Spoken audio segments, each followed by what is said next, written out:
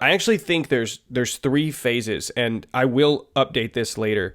But, you have people in the MLM space, for example, when they first kind of get into that space and they start doing that, they'll talk about like, you got to reprogram yourself outside of that 9 to 5, right? You got to reprogram yourself outside of that 9 to 5. And I think that's like that's phase 1. That's like the bare minimum is like to realize that like, okay, you are conditioned this way. My opinions are my own. I think extremely deliberately. And I think the papers and the thesis papers prove that historically, but you're programmed to do that 9 to 5. And that's the first phase. You got to get out of that 9 to 5. And then the next phase, that once you've actually done that for a couple years and you realize you're 24/7 doing this thing, the next phase is no longer, okay, now I'm not working 24/7. Excuse me. The next phase is you shouldn't be working 24/7. If you're working 24/7, it means that you're not making leveraged enough decisions. Now, what I don't mean is slacking when you should be getting X, Y, and Z done.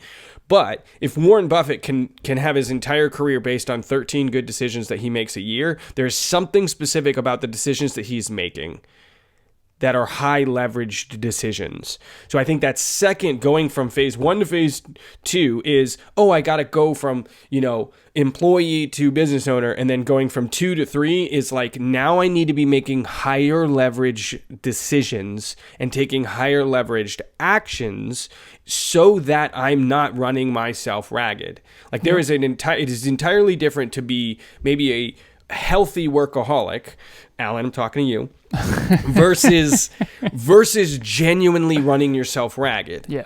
Because those are totally 2 entirely different things. And people hear the hustle culture and they think they need to be running themselves ragged when instead they should be going from phase 2 to phase 3, which is focusing on higher leveraged actions because they have already gotten past that other phase. And then also recognizing what everyone else around you is. So the partner that I bought the restaurant with, for example, we actually had a house cleaning company as well. And our general manager, I would say, needed to go from phase 1 to phase 2, where we find out later, and this is our fault, but she's putting in significantly at less hours than she should. Now, we didn't care because everything was growing and everything was doing well. And we were making adjustments and we were like really doing those things. But when we dove in and found out, my conversation with my partner, her name was Crystal. My conversation with Crystal is like, the way I'm talking to you, Crystal, I would never say to her.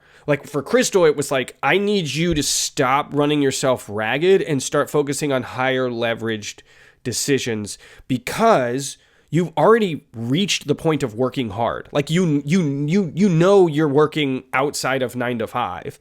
Whereas I won't say her name, but this general manager woman, I needed her to realize that she is on call 24/7. And if she started to run herself ragged, then I would adjust the way I was communicating with her. And it was just being very clear. I have 2 people here that I work with, one of which is on going from phase 2 to phase 3, and the other one is from phase 1 to phase 2, right? But identifying that and then being able to articulate it in an absorbable way is a totally different conversation. For you guys, Alan, I want to start with you here, but Kevin, I really want to jump. You know what? No. Kevin, I want to jump with you here first. When you were sitting there with your boots and you're about to make this leap, specifically in terms of like phase 1, 2, and 3, and then how it actually related to your next couple steps journey, where were you in on that? Because you were making money, right? But you were just mental games back and forth with yourself. It was, for me, it was always phase 1. It was always like, there was no leverage. I think it requires awareness and it requires skills to have leverage. I didn't feel like I had skills or awareness. So it was, I'll just work harder and longer than anybody else will. Again, for me, it's kind of follow the lead of what Alan suggests.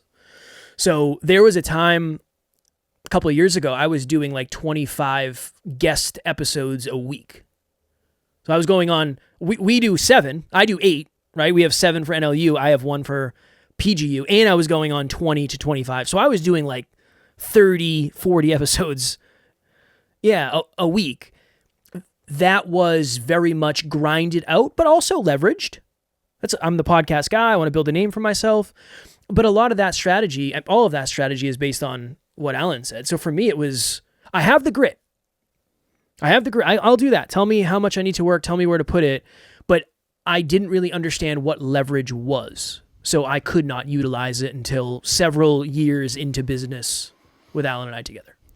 So, Quinton, if I could extend an olive branch, I love your phases, by the way. Love it. As a matter of fact, I phase 4, the Dagobah system. I'm kidding. Right. No, but real talk, I do actually think phase 4 is leadership.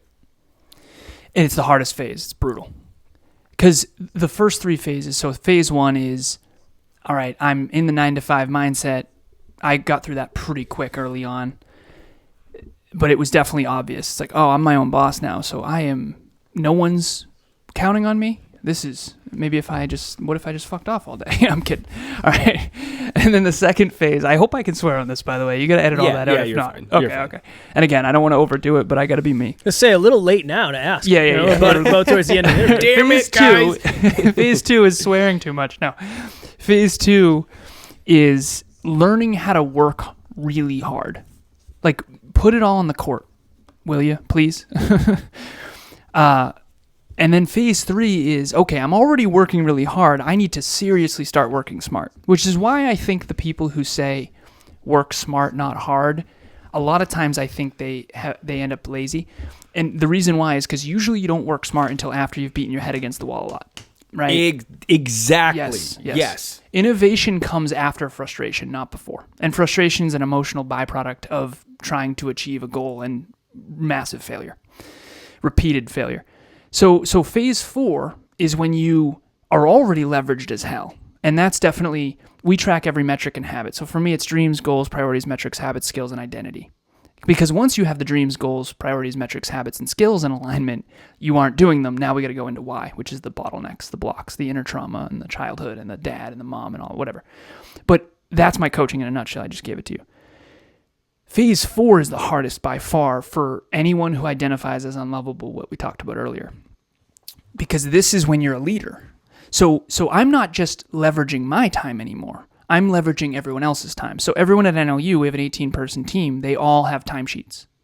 It's 4 columns, simple. Keep things simple, otherwise your people are wasting time. The first one is the date, very complicated. The second one is how many minutes you spent. Focused effort only, okay? Focus, most important skill in human condition. And then the third is what you accomplished. You have to articulate what you accomplished. And then the fourth, you have to tie it to a specific department. We have 15 departments currently. We had 24, overexpanded, grew too fast, lost our minds, had to contract. I know you've been there, Quinton. Had a 24-person team. Now we only have 18, right? So, yeah. So when the fish are jumping in the boat, don't lose your mind. Stay humble, okay? Post-COVID was wild for us. We went from 119% year-over-year growth to 18 and then 11. Ooh, ruh-roh, right? Run it, buy it, do it, hammer it, yeah, rock and roll. Right? Quinton's laughing, he's been there. Non-business owners won't know a word I'm saying. But, okay, the fourth phase is leadership, which means I now not only have to leverage my time, but my job is to make sure everyone else is leveraging their time.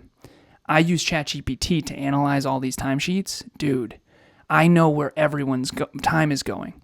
And I know what is not profitable, what's indirectly profitable, and what's profitable. And if NLU is going to grow and we're not going to go out of business, especially in the personal development industry when we're competing with people who are lying through their teeth, we better optimize our time, right? In the real world, not just the social world. And so that's been the phase we're in now is how do I become a leader that is, number one, not toxic, but let's be real. I got to tell you the freaking truth here. Like, we can't waste time. We can't just go to our clients, hey, you want to pay us more? Like, we have to leverage. So I've leveraged my time. I've leveraged Kevin's time pretty well. The rest of the team, we all need to get leverage. So this is where the coaching and leadership comes in. And that, if you're not good at leadership and influence and coaching and leading by example, because remember, from the outside in, your listeners might think the world of you, but the team sees who you are behind the scenes. So they better think the world of you too, and you better walk your talk. I don't ask the team to do anything I'm not willing to do. And that's really hard because what's optimal for me is not optimal for them, and what's optimal for them isn't optimal for me. So I have to cross-pollinate and integrate those two, because I just cannot tell someone else to do something I'm not doing. And so that's been a trip. Everyone on the NLU team, all 18 people, have their top 3 priorities. And I am eventually going to track their time based on those top 3 priorities. We call them their gold and silver and bronze glass ball. And we're all juggling 12 balls, but 9 of them are rubber. You can drop those. You cannot drop the glass ones because they shatter. But if you do drop a glass one, make sure you pick up a gold one for a silver. So that is real and also inevitable. That last little bit there, I think most people are going to let brush by, but that's inevitable. Is that glass ball will fall eventually, but if you're doing it at the right time and you go for the golden ball, it becomes well worth it, and it's a win for the team, right? Quinton, And the reason I was 7 minutes late to this meeting, golden glass ball. One-on-one coaching is more important. I appreciate you. I'm so grateful we're here. My one-on-one coaching client is more important than being on time to this podcast. And that's why no one likes me. what's going on, guys? If you like that clip right there, you will love the full interview. You can check that out right there. I'll see you on the next video. Oh, and subscribe, because we got a lot of big things coming up in the near future.